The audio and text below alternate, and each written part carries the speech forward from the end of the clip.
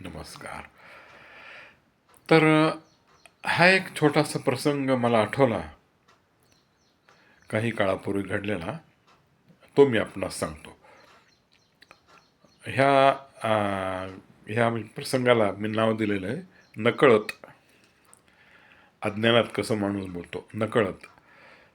तर झालं काय, की एकदा एक ऑफिसमधला क्लास वन ऑफिसर साहेब, क्लास वन ऑफिसर, त्याला त्याच्या ऑफिसमधल्या शिपायानं 4-5 वेळेस आपल्या घरी या या म्हणून आग्रह केला होता.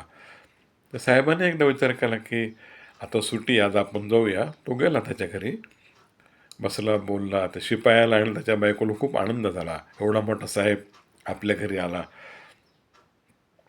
तर तेवढं झाल्यानंतर मग ते फराळ वगैरे, चहा पाणी झालं, त्या गप्पा रंगल्या इकडल्या तिकडल्या.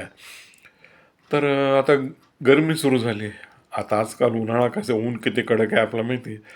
गरमी सुरू झाली, तर साहेबाच्या तोंडात नकळत निघून गेलं, "अरे पांडू, ए सी लाव ना यार, ए सी असेल ना तुझ्याकडं, जर ए सी लावतोस का थोडा वेळ?" तर ते ऐकून त्या शिपायाचा आणि त्याच्या बायकोचा चेहरा एकदम पडला, कसतरीच झाला त्यांना. मग साहेबाला आपली चूक कळाली, की अरे हा तर क्लास 4 ऑफिसर, ह्याच्याकडे ए सी कुठला आला, त्याची पोस्ट काय, त्याचा पगार किती, 25-30 हजार, आपल्याला 1,00,000 रुपये पगार आहे. तर त्याच्याकडं कूलरसुद्धा नव्हता, ए सी तर लांबच राहिला. मग साहेबाला आपली चूक उशिरा लक्षात आली, बोलून गेल्यानंतर. तर लगेच त्यानं सारवासारवी केली साहेबांना, राहू द्या, मी आपलं सहज म्हटलं, पांडोबा राहू द्या, तसं काही नाही. वा वा, छान वाटलं हां, तुमच्या आनंदाला. वा मॅडम, छान स्वागत केलं तुम्ही, या आता दोघं एकदा आमच्या घरी या हां. वा वा वा, असं बऱ्याच वेळ कडल्या तिकडला म्हणजे त्यानं बोलायला सुरू केलं साहेबाला, की त्यांच्या मनात जे त्यांचा इगो दुखावला गेला. आता साधे ए सी लावा, ए सी असेल ना रे तुझ्याकडं, असं म्हणल्यामुळं त्याच्या त्या दोघांना आपल्या परिस्थितीची खंत वाटली, नवरा बायकोला, की आपल्याकडे ए सी नाही आणि साहेबाला ए सी पाहिजे. तर हा प्रसंग.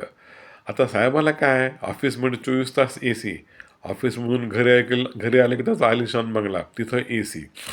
पण त्याच्या हे लक्षात नाही आलं, की शिपायाकडे ए सी कुठला आला, क्लास 4 ऑफिसरचो, त्याची आमदानी किती, आपली आमदानी काय.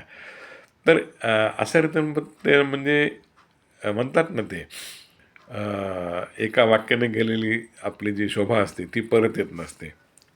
तर ह्या ठिकाणी सांगायचं हेच, की एखाद्याच माणूस नकळत बोलून जातो. त्याच्या मनात काही नसतं, कोणाला टीज करण्याचा उद्देश नसतो किंवा कोणाचा इगो हर्ट करण्याचा म्हणजे उद्देश नसतो. पण नकळत माणूस बोलतो आणि समोरच्या माणसाचं मन दुखावलं जातं. हे हा मला प्रसंग आठवला.